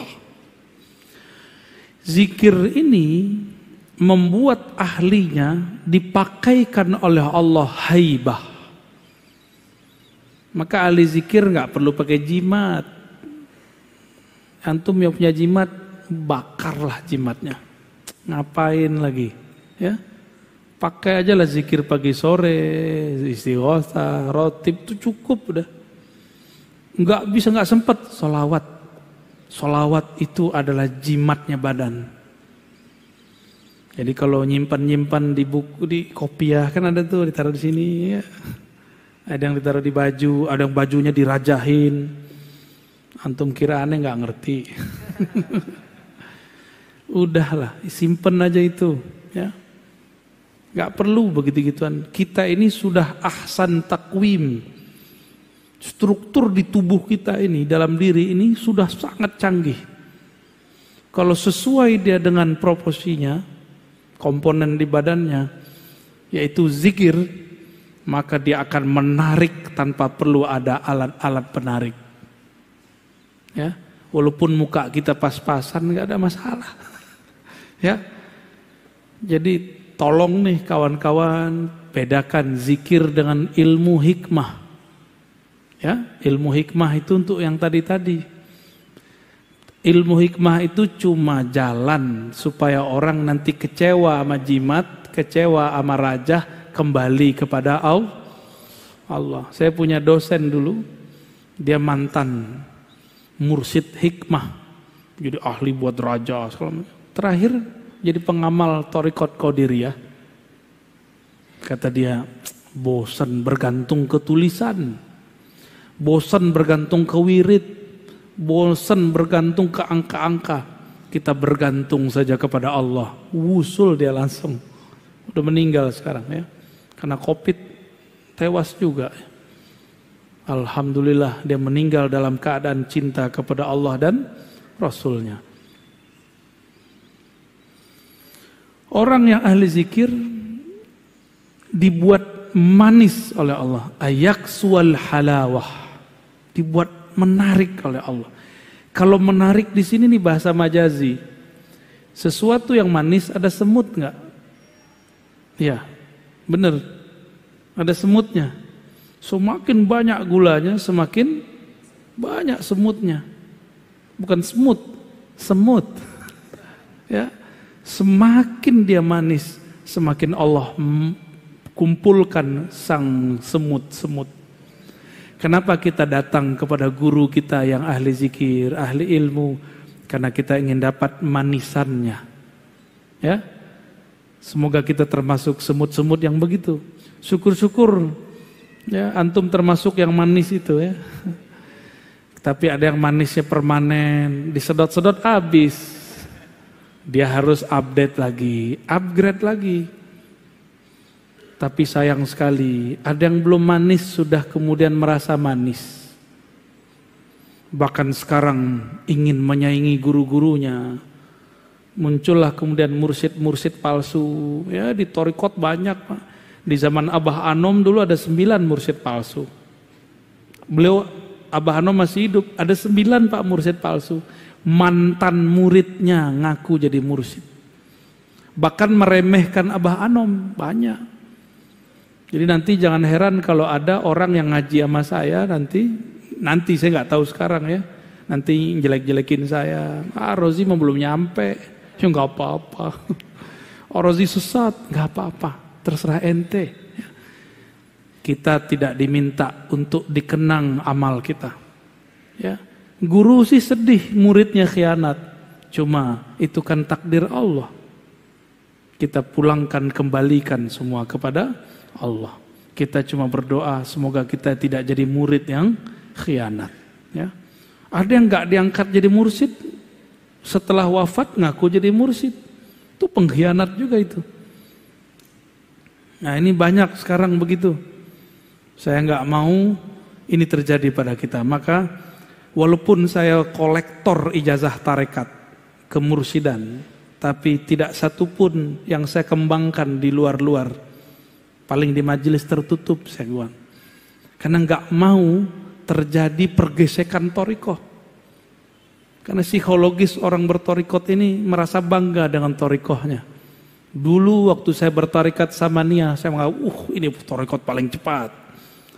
Lalu upgrade Naqsyabandi, kayaknya ini paling mantap. Ada suluk 40 hari, 10 hari.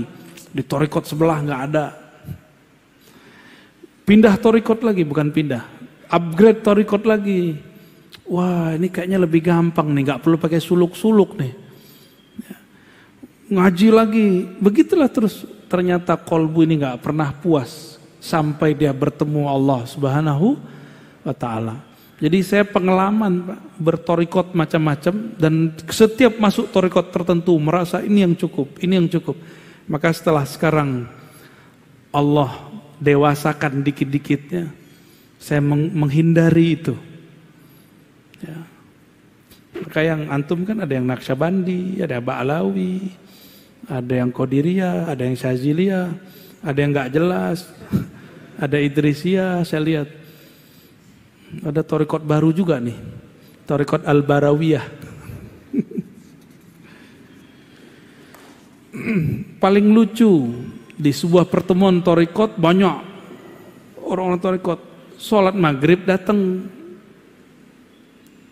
berlombalah mereka pengen jadi imam karena berharap nanti memimpin zikir. Dipimpinlah oleh salah satu orang thariqah, yang thariqah lain marah, bid'ah, thariqat kita beda. Tuh ngapain ente begitu ya? Padahal seharusnya dinikmati aja, mau di depan pakai apa zikirnya, ikuti. Nah, ini yang saya hindari. Ya. Itu ciri-ciri thariqat ego, thariqat nafsiyah, bukan thariqat ma'rifat, thariqat ruh. Ya, dalam ruh biasa aja. Udah, Basit. Cukup. Nah, terakhir saya bacakan. Nomor 9 kalau di Ibnu Qayyim. Yuwarrisul mahabbata allati hiya ruhul Islam. Orang ahli zikir pasti kolbunya penuh cinta. Jadi kenapa antum ketemu sekelompok orang ngaji doang dia, nggak ada zikirnya, kerjaannya nyalahin orang mulu, ya. Karena dia kurang zikrullah. Kalau dia sering zikrullah, di kolbunya yang penuh cinta, mahabbah itulah ruhul Islam. Mahabbah itulah inti orang beragama.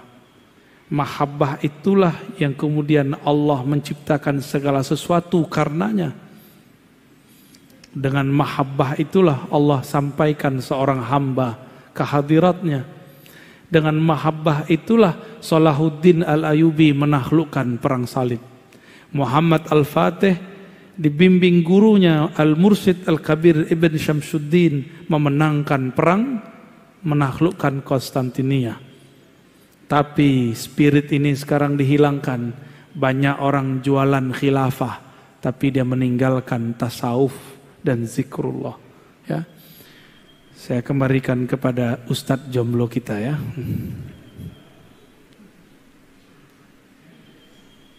Alhamdulillahirrahmanirrahim. Terima kasih Buya atas materinya.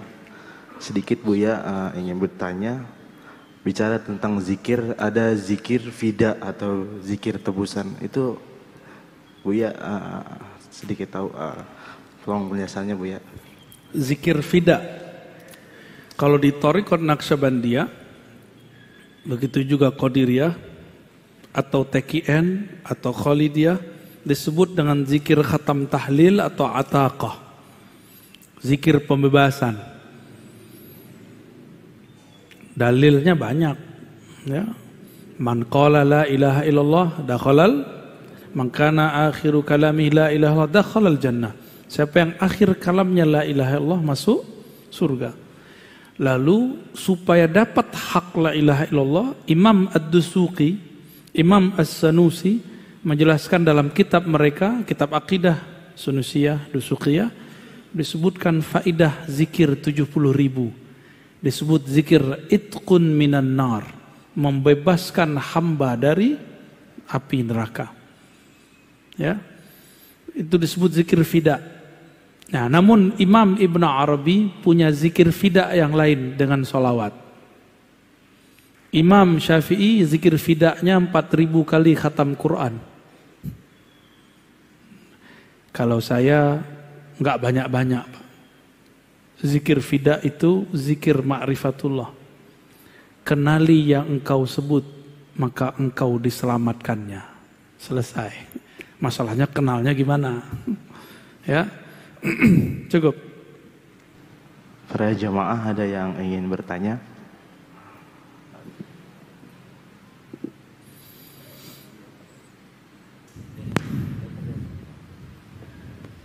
Langsung pertanyaan ya. Pak Fauzan.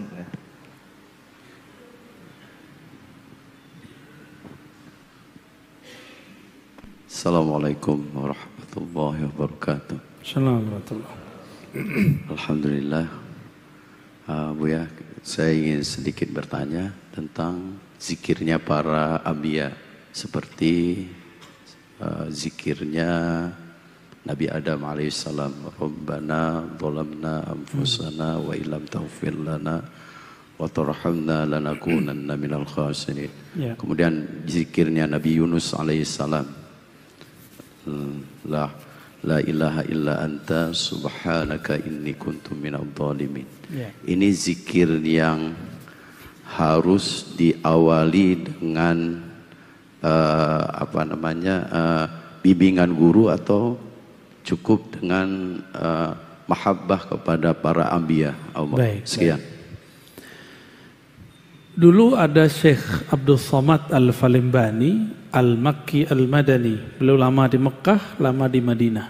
Waktu di Madinah beliau dapat ijazah kemursyidhan dari Syekh Al-Kutub Al-Syahir Muhammad Ibn Abdul Karim As-Sammani. Thariqatnya Sammaniyah. Thariqat Sammaniyah itu gabungan dari Qadiriyah dan Khalwatiyah, Naqsyabandiyah, Anfasiyah dan beberapa thariqah yang lain. Beliau mengajarkan kepada Syekh Abdul Somad, zikir itu ada yang umum namanya zikir hasanat. Kapan aja boleh. Karena cinta. Ada zikir yang darajat. Apa arti darajat? Berzikirnya dengan teknik tertentu, kaifiat tertentu, ijazah tertentu. Kenapa begitu? frekuensi kolbu kita tidak sama dengan kolbu Rasul Sallallahu Alaihi Wasallam. Para nabi seperti Nabi Yunus, Nabi Adam, mereka itu nabi, kita bukan. Supaya kolbu ini dapat mengikuti kolbu mereka, maka ada namanya kaifiyat. Kaifiyah, bahasa kitanya tata cara. Tapi AC disebut bahasa Arabnya mukayyif. Apa bahasa Inggrisnya? Air conditioning apa? Ya, pengkondisi udara gitu kalau diterjemahkan. Maka kaifiyat itu dalam bahasa psikologi disebut conditioning sebelum zikir. Ini yang mahal dalam thariqah. Jadi apa yang membuat zikir thariqah bisa bertahan, bisa berbeda dengan zikir orang biasa, ustadz yang tidak berthariqah? Orang berthariqah itu punya conditioning. Misalnya gini, la hadratin nabi al-fatihah gitu ya. La ila ruhi, itu semua namanya conditioning. Mengkondisikan kolbu supaya siap mengikuti zikir. Supaya pikiran ikut kolbu, bukan kolbu ikut pikiran. Ini ciri-cirinya kalau kolbu ikut pikiran apa? Kalau lagi zikir pikirannya melayang, mi'raj. Ya. Tapi kalau kita kondisikan kolbu dengan baik, akal dengan baik, akalnya ngikut kolbu. Yang jadi imam kolbu. Tinggal Bapak pilih yang mana. Untuk kalau lagi di motor, di mobil, di bus, di kereta, kita zikir hasanat umum. Tapi kalau kita lagi di atas sajadah, gunakan kaifiyat. Disebut zikir darajat. Zikir yang dengan zikir itu Allah angkat nanti. Kira-kira begitu ya. Silakan diamalkan.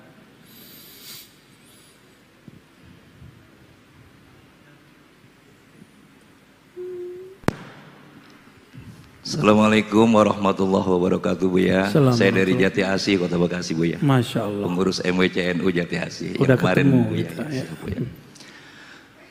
Saya mau bertanya, Buya. Saya pernah bermubahalah pada seorang ustadz yang mereka itu membid'ahkan. Yang kebiasaan kita bertahlil zikir. Lalu dia sedang berceramah, saya bilang begini dalam hati saya, ya Allah, kalau memang dia membid'ahkan kebiasaan kami yang suka tahlil dan zikir, ya Allah, kalau memang tahlil dan zikir ini bid'ah, biar saya yang mati atau dia yang menduduh itu. Kebetulan 1 bulan dia meninggal, Buya, habis sholat subuh gitu. Nah ini hukumnya apalah, Buya, gitu kan? Izin jawabannya, Buya. Assalamualaikum warahmatullahi wabarakatuh. Ngeri kali. Panglima Banser ya. Mubahalah itu sebaiknya dikurangi ya. Karena mubahalah itu menunjukkan perbedaan yang sudah tidak dapat disatukan. Saya kalau ketemu begitu saya menghindar, takut mubahalah itu terjadi. Berarti ini sudah nggak bisa disatukan. Malu di hadapan Allah Subhanahu wa taala. Bukan berarti saya takut mubahalah. Emang kita takut bersumpah dengan nama Allah? Enggak, ini nama terlalu berat.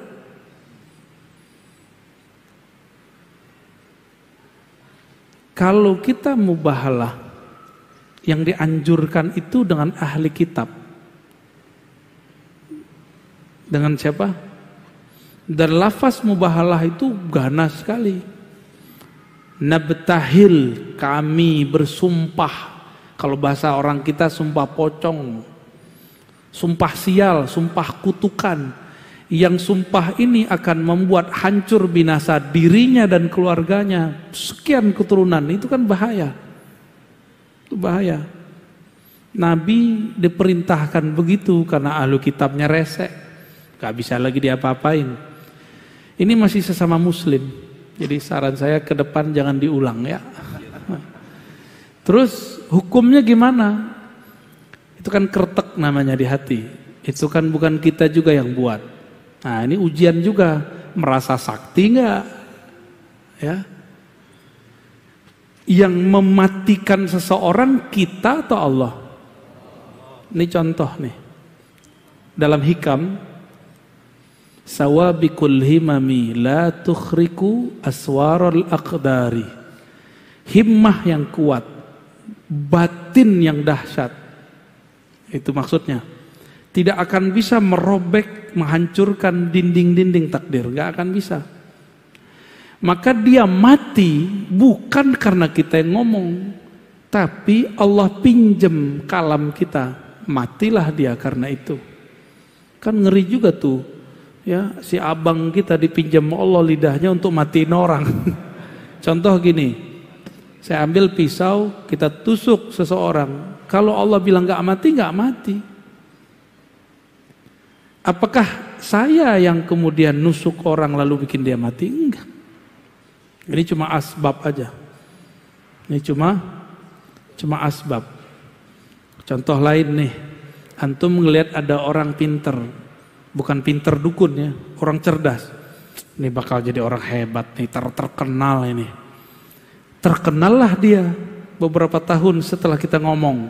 Pertanyaannya, dia terkenal karena kita ngomong? Bukan, Allah tadi pinjam lisan kita 3 tahun lalu. Allah pinjam lisan.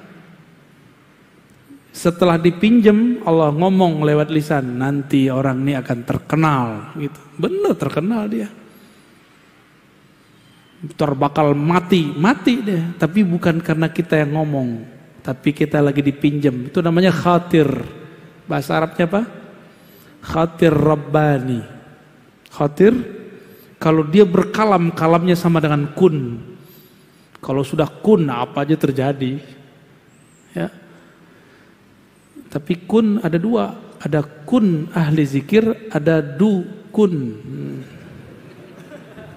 Beda-beda tipis tuh. Gitu Bang ya, jauh-jauh dari Jati Asih.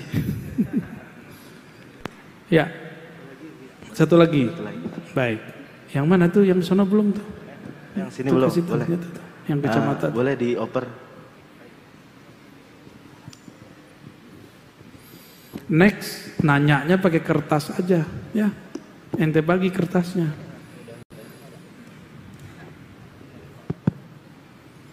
Assalamualaikum warahmatullahi wabarakatuh, Buya. Assalamualaikum. Saya Tamrin dari Sepatan, Tangerang. Ya. Izin bertanya tentang tarkud dunia, tarkul makhluk, dan salah satunya dengan terakhir itu tarkus syaiton. Saya lupa satu laginya. Perjalanan untuk menuju ke sini, bukankah itu melalui ranah tarbiyah dari guru-guru kita gitu Ustaz ya? Pertanyaannya adalah untuk kita atau saya pribadi yang kaum awam itu, seperti apa tarbiyah yang paling mudah untuk dimulazamah untuk yang seperti ini Ustaz? Demikian, Assalamualaikum warahmatullahi wabarakatuh. Waalaikumsalam. Al-mar'u ala dini khalilih. Begitu kan hadis yang kita sudah hafal. Seseorang itu dinnya, agamanya, akhlaknya, paradigmanya akan terbentuk dari khalilnya. Siapa yang jadi teman dekatnya? Bisa jadi mursyidnya, kiainya, komunitasnya. Ya. Kita ini sebenarnya boleh punya apa aja Pak. Bapak boleh punya rumah 1000. Punya cincin di semua tangan lengkap. Ngeri juga ya. Mau punya apa aja boleh. Yang penting gak masuk ke dalam kolbu. Ini masalahnya. Ciri-cirinya apa? Gak susah kalau ngasih orang. Dia kalau ngasih gak ngerasa dikurangi. Dan tidak merasa memiliki. Hanya merasa dipinjamkan Allah. Nah, ini yang berat. Saya aja belum berhasil itu Pak. Tapi sedang berlatih. Kita berlatih. Ini yang disebut zuhud hakiki. Zuhud hakiki ketika selain Allah ditalak 3 dari kolbu. Bukan berarti kita kemudian bukan dengan dunia. Jadi saya ulangi, Bapak boleh punya kendaraan sebagus apapun, banyak-banyak boleh, bagi-bagi kita lah ya. Boleh apa saja, tapi jangan mobil itu masuk ke kolbu. Inilah anehnya, mobil masuk rumah nggak muat, tapi masuk kolbu muat Pak.